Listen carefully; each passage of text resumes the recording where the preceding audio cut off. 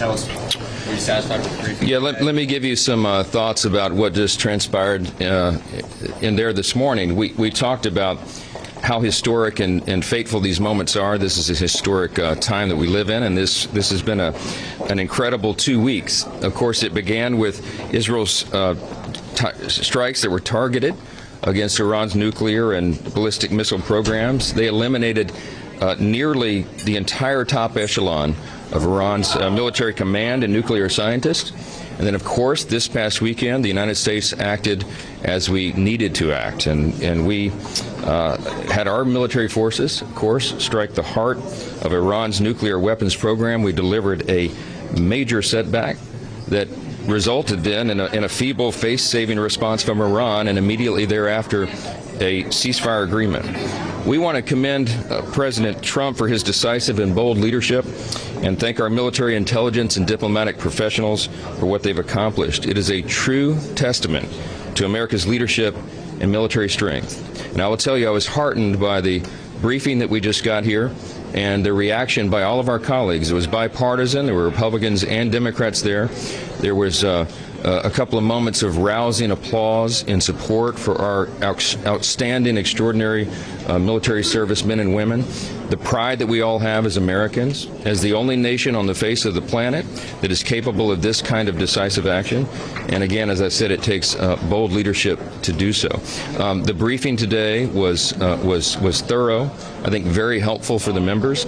They relayed very important information and answered a lot of the questions that were in the minds of members of the House here, and I know they did the same in the Senate yesterday. So we are blessed to be led by a cabinet of officials who are so good at their jobs, to have the acumen of an extraordinary chairman of the Joint Chiefs of Staff, General Kane, and all of the personnel that work there at the Pentagon and in the U.S. military. I'm very proud to be an American today. I think everyone should be.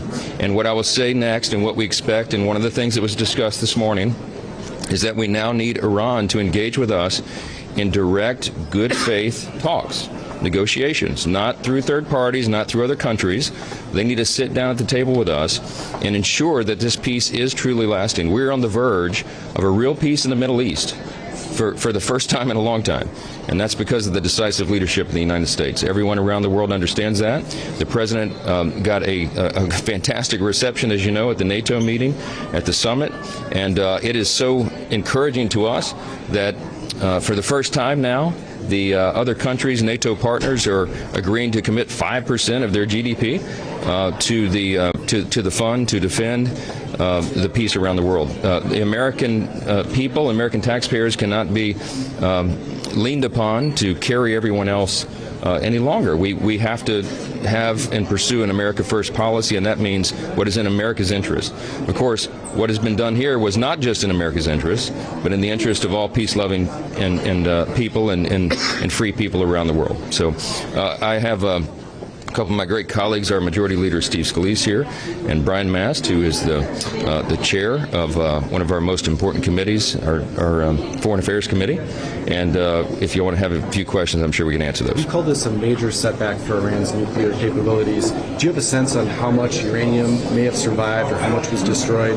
What are you learning about that? We have a sense about that. Some of this is classified, but I will tell you that there was a CIA press release, I think, that went out yesterday, and they concluded that, Iran, this is a quote, Iran's nuclear program has been severely damaged, unquote. I'll put that in layman's terms. I would say it's a substantial setback, and that was a first-hand, authoritative, and reliable account.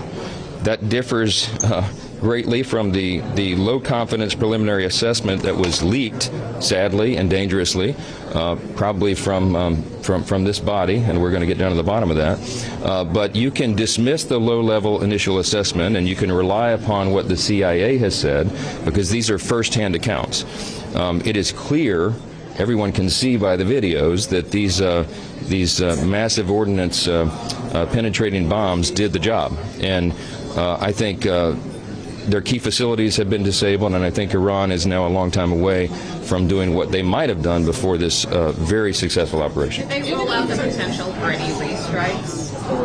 I'm not sure how much of that's classified, and I shouldn't be getting into that today. But we are very encouraged about the situation and where it stands. We're very encouraged. I think the greatest evidence that we have of the effectiveness of this mission was that Iran came immediately and was willing to engage in a ceasefire agreement. That would have been unthinkable just a few weeks back.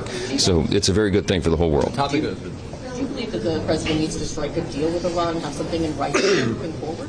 Well, look, I think that's the next logical step. I mean, we will do what is necessary to maintain the peace, but it is in Iran's interest and, of course, in the world's interest for them to come to the table in good faith and make an agreement. That would be good for the entire region. We have peace in the Middle East, and that is a big step towards peace around the globe. So. Thank you all. Has the Senate, have you talked to the Senate yet on when they will hold their vote and when the House will get a chance? I was in the Oval Office with Leader Thune as recently as early evening yesterday with the president. We had a long discussion about this and where the bill stands in its status, and we are very, very close. And Leader Thune has confidence that they could get the job done by this weekend, and we certainly are hopeful for that. We would still like to meet that July 4th self-imposed deadline, and the president likes that idea. I certainly like that idea, and so does Leader Thune. So we're going to wait and see posture in the House right here, and we'll see what happens. So we're ready to act. Okay. Thanks, guys. Thanks, Travis. Thanks, guys. Look, I think